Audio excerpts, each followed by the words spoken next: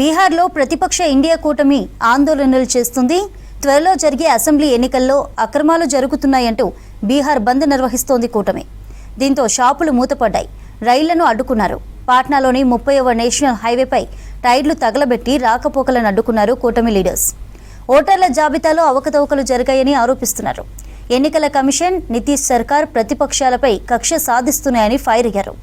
ఓటర్ల జాబితాపై ప్రతి గంటకు ఈసీ ఆదేశాలను మారుస్తోందన్నారు. మరోవైపు బీహార్ బంద్లో పాల్గొనడానికి రాహుల్ గాంధీ ఢిల్లీ నుంచి పాట్నా వెళ్లారు.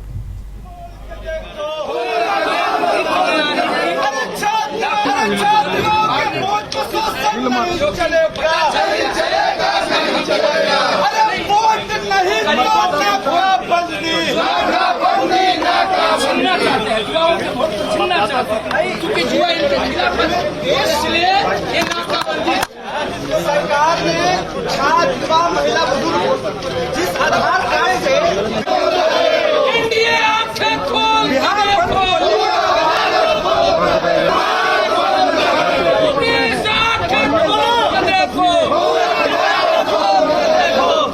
गरीबों के वोट का अधिकार हम छीनने नहीं देंगे, नहीं देंगे। गरीबों नरेंद्र मोदी होश में आओ, होश में आओ, होश में आओ।